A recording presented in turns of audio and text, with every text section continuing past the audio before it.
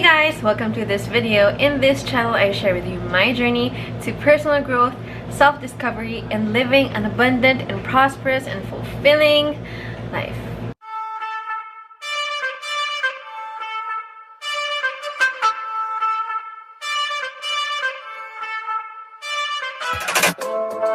No human has never had a challenge. Even babies have. We all have stories to tell. When I was in the lowest level of consciousness, the victim stage, that's basically having a victim mindset, victim mentality. I somehow always feel like a victim of someone or something, and claiming that every day made me attract more of it. That belief became my reality. Alam mo yun, parang in any situation, like kung makikita yung sarili ko na grabe, kawawa naman ako. Bakit ganito ginagawa sa akin? Or ba't naman ganito yung situation ko? Parang laging ganun. Until I came to a point that I just gave up.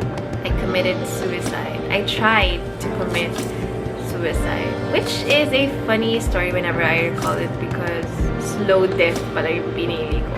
The meds I took was a fail. But thanks to my ignorance, I'm here now. Don't ever try anything like that. Mas masakit pa nga nung tinanggal nila yung toxin sa body ko than when I just took them. Grabe yun. Grabe yung story na yun. Kung may mga tao ngayon na natatakot sa swab test, well, grabe yung ginawa sa akin. Pinasukan ako ng tubo sa mouth and sa ilong. So yun, may pinasok na tube sa nose ko and sa mouth ko para malabas lahat ng tinake ko. So parang liquid charcoal. Tapos ilalabas siya. Parang pinapump niya sa loob ng body para lumabas lahat na may mga kasamang dugo-dugo. Kasi syempre napapuwersa. Tapos guys, gastos pa. Diba? E di napagastos patuloy ako doon. But you guys, mental health is a serious matter. And hindi ibig sabihin meron siyang pinagdadaanan or meron siyang mental health problems. Ibig sabihin baliw na siya. Parang ginagawa nilang katatawanan or weakness ng isang tao kapag ka merong mga problems like that or yung mga psych problems. I'm actually not even sure about the terms that I'm using, but I hope you get my point. Kaya I make these kinds of videos because I know how it feels to be in that situation. I know how it feels to feel helpless and scared, and there was a time na takot na ako matulog eh. Takot ako matulog because so many things happen in my sleep. Tapos, pinabangungot na ako and all that. Well, that's a different story. Pero, yun nga, when I was in that very, very dark place, it was really difficult. And what saved me lang was watching funny videos. I'm trying to research also about life, about how to have hope in life, ganyan. I was also naman trying to help myself. That's why now that wala na ako sa ganong stage of my life, I want to use that experience to help you guys, to help others. That's why when you guys message me that you watch my video and it has helped you, it has brought you light or insight that's inspiring or whatever, it really means a lot to me. Kasi yun nga yung purpose ko, yun yung goal ko, yun yung gusto ko gawin.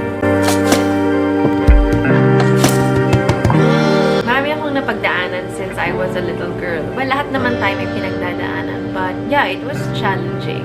It was a challenging childhood for me. And marami rin akong mistakes along the way. And looking back, because I was always nagsiself-pity sa past ko, sa childhood ko, hindi ko na malayang I was putting myself na always to situations that will really make me suffer. Kasi kumbaga, yung radar ko, dun nakatutok. Sa belief that I am a victim. Kawawa ako, I had this difficult childhood or whatever. So, mas nagiging ganon.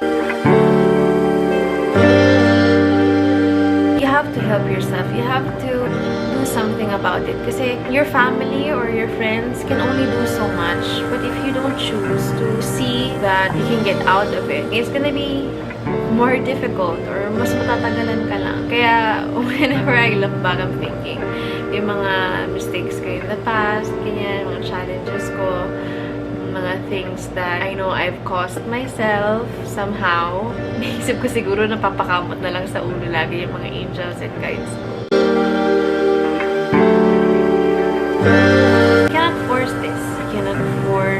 people to like you or to see you the way you want to be seen. I also used to be so obsessed with needing people to love and accept me when I'm the only one who needs to do that for myself. Being needy isn't an abundant mindset. Kasi the more desperate we are for something, iba kasi yung desperation sa desiring something. Yung feeling mo and yung belief mo that you're lacking it will actually hinder you more from experiencing that. So again, the more desperate we are for something, the more it resists. All these negative energies, they get stronger when you feed them. You actually create demons out of feeding these negative thoughts, these negative energies that cling on to you. Nakasakay yan sa'yo. Tapos inaalagaan mo by feeding it with more negative thoughts. Lalo lang siyang lumalakas. That's why I'm also very thankful always sa mga orgonites ko. Our orgonites actually help in cleansing out and removing the negativity around us, yung mga blockages. Doesn't mean na magiging perfect na yung life mo, you will never have bad days or what. Pero, mas madali mo lang nakakita yung guidance.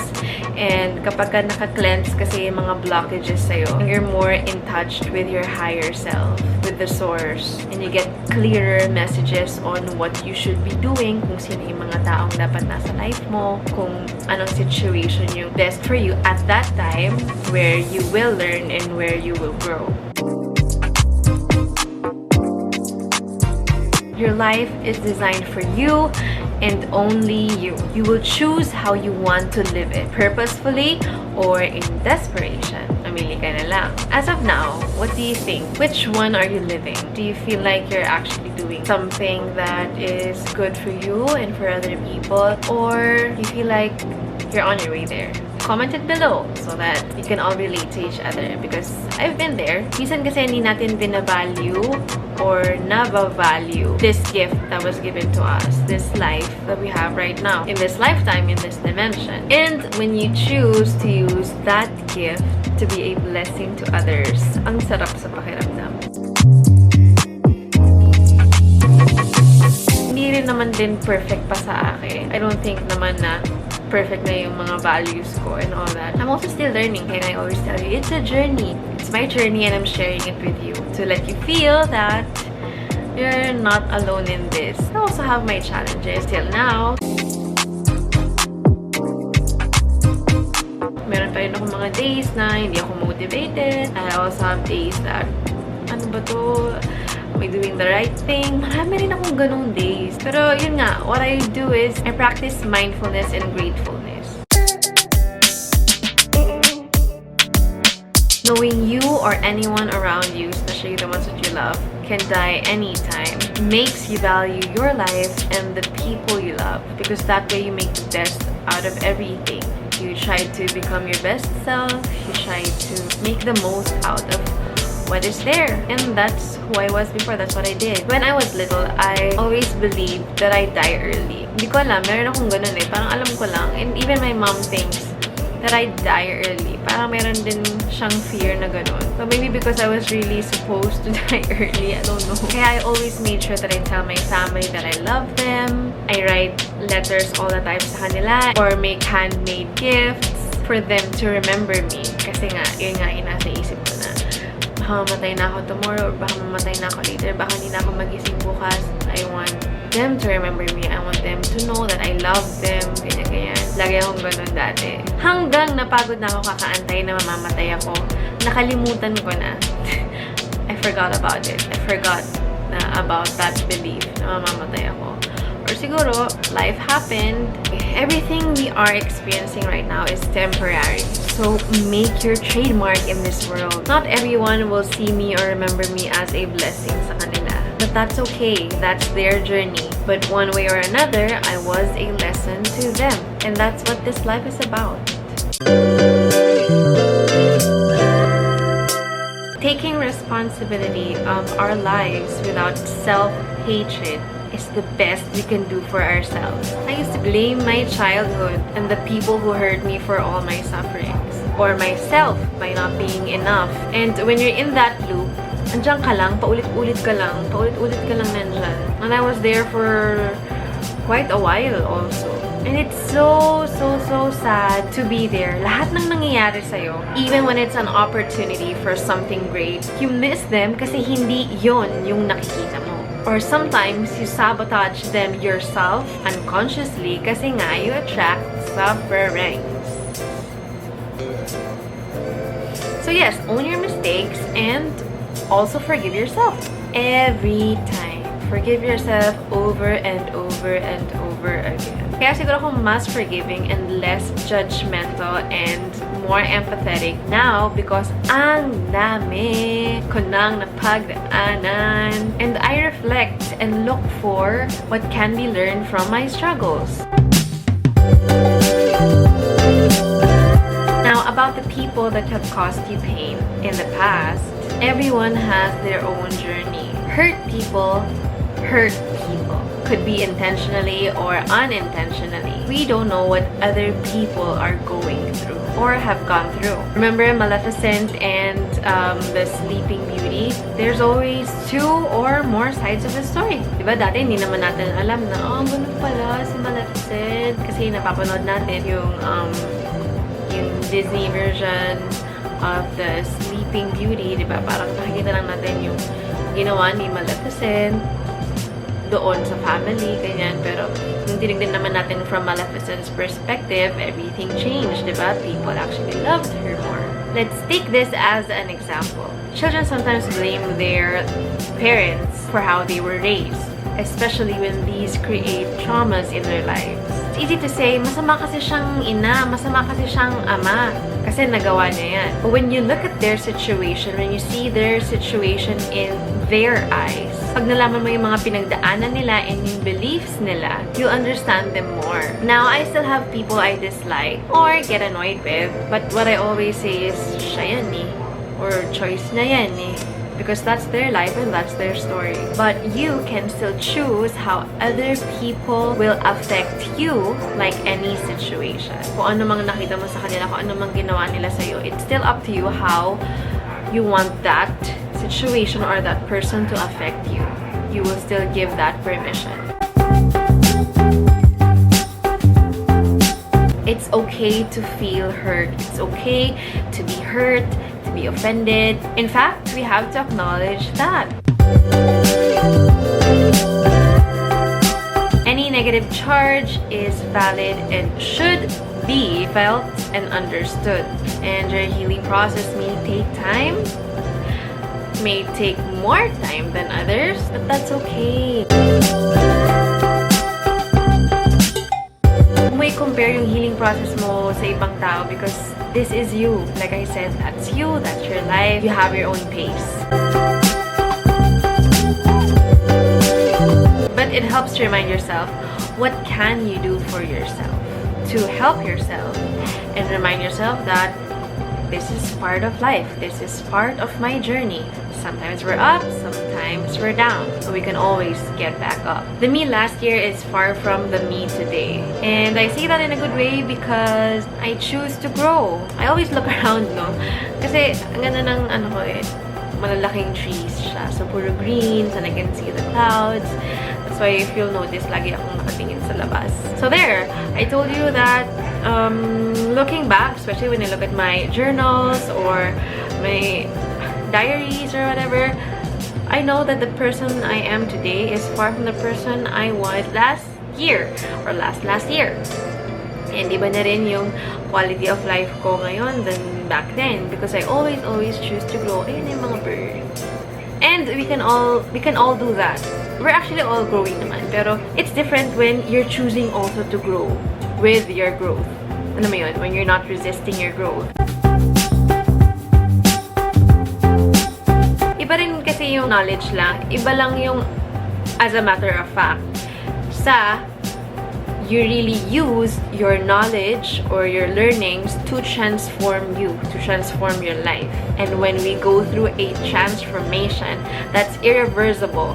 Like a caterpillar to a butterfly. Pag naging butterfly ka na, hindi ka na magiging caterpillar ulit. Use your learnings from your past or from other people or from your coaches, your teachers, or the people you look up to. Use your learnings sa kanila to transform your life. self-acceptance is essential to loving yourself.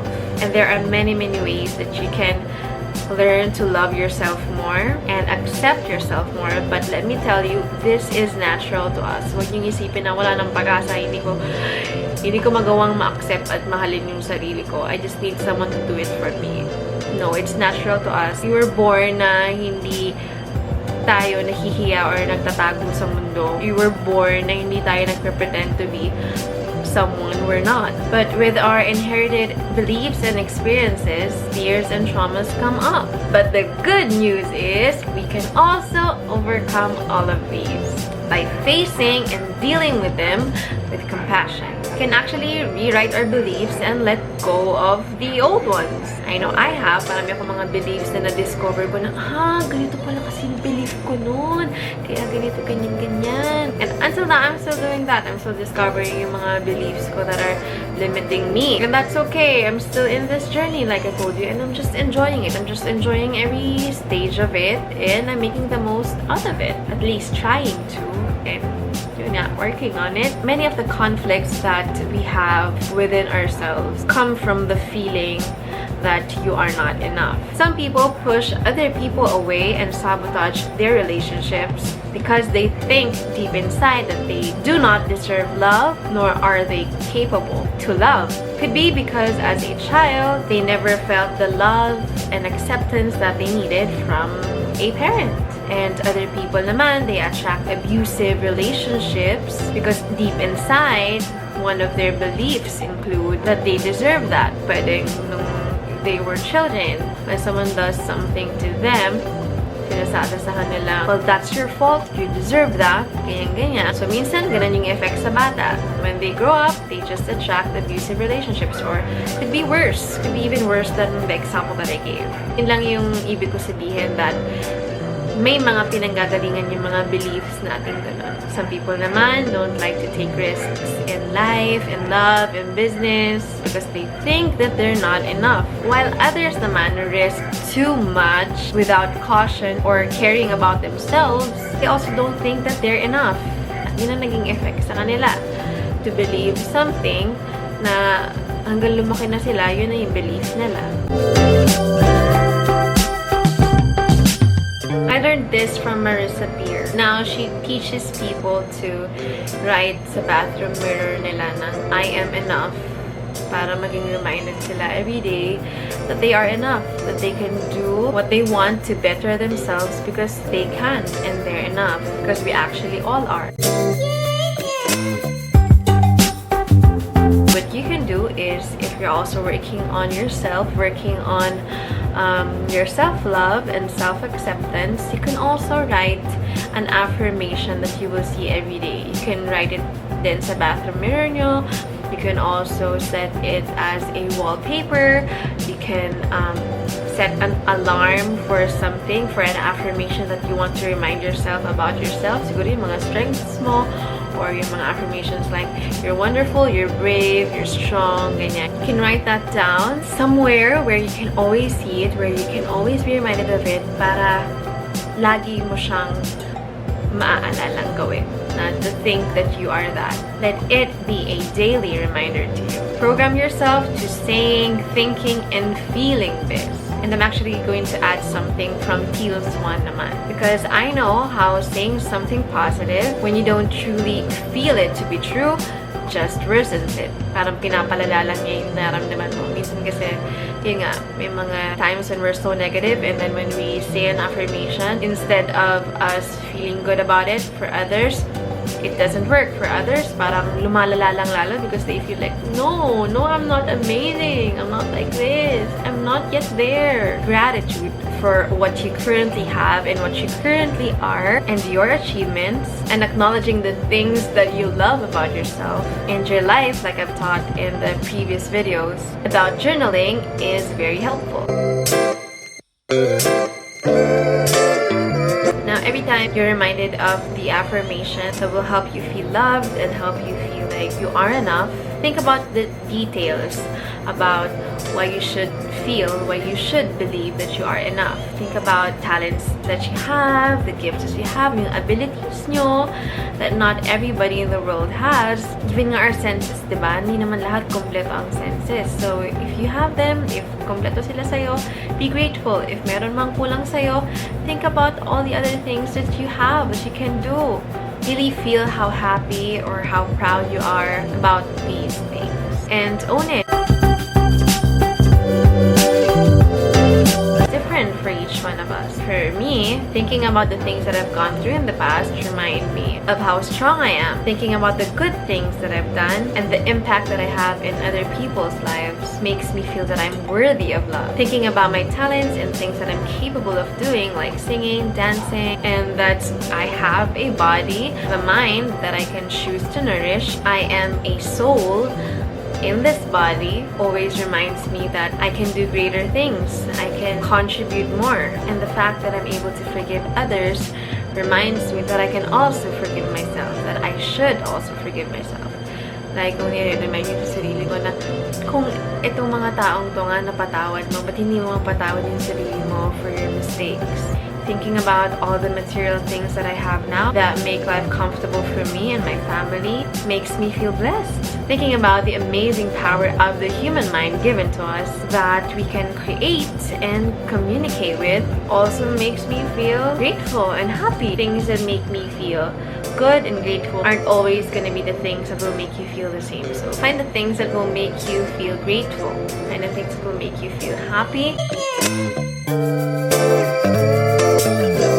Now, start noticing yourself. Start being mindful with your decisions, especially your decisions about how you want to feel or what you want to think. Is it aligned to feeling worthy, feeling enough? Is it aligned to feeling abundant? Because we are. And if you can't find anything good about the situation, remember that trying to control something outside of you or someone outside of you will just frustrate you even more. So don't waste your energy. Just look at yourself and think about what you can do. If you find what it is that you can be grateful for in that situation, you win. The feeling of complete gratitude overrides any negative thought. The mere truth that you are here means that you were given a purpose. And you were given a purpose because you are worth something. Something great. May kanya-kanya tayong role. So, mong i-compare yung role mo as a writer sa director. Kasi yung director, yun ang role niya. Ikaw ang role mo, writer, for example. Alam mo yun? When these come together, like us, here on earth, when we all work together, when we accept our strengths and, learn to work with others, that's when greater things happen. So, tanggapin na lang natin kung ano yung strengths natin, kung ano yung kaya natin gawin, because yun yung kailangan natin i-contribute to this world at this time. And you are given the things that you have physically, mentally, emotionally, and spiritually because you are worth something. Most of the time, something even more than what you actually think, what you actually believe. Someone out there, God, the highest being, created you with all that gifts that you have, all that gifts, the abilities, the talents, and your passion, because you are worth something. And don't worry, you'll find that soon if you haven't yet. And you don't need others to validate that when the highest power himself already does. Diba, ba't pa natin i-validate sa ibang tao na I'm worthy, I'm ganyan, when the highest power, si God na mismo alam at pinapaalam sa'yo right now through this video, reminding you that you have a purpose. You have your own purpose. It's different from my purpose, from your fathers, your mothers, or your sisters, or brothers. Iba-iba tayo. No matter what you think you did before, or wherever you came from, you are loved and you are guided. You just have to see that. Now, if you've reached this far, thank you. Take whatever resonates with you and just leave what doesn't. We can't force ourselves to understand something or to accept something when we're not ready for it. But these are just the foundation. You can tweak whatever part you want, and I'm also just giving you insights because that's the goal, to learn from my journey. But also congratulate yourself because this video has unlocked something great in you, whether you're aware of it or not, because that is my intention. I put that intention in this video, and so it is. Comment below an affirmation that you're working on or that you're planning to work on, and share it with us. Share it with me. Again, thank you so much for watching and for being a blessing to me.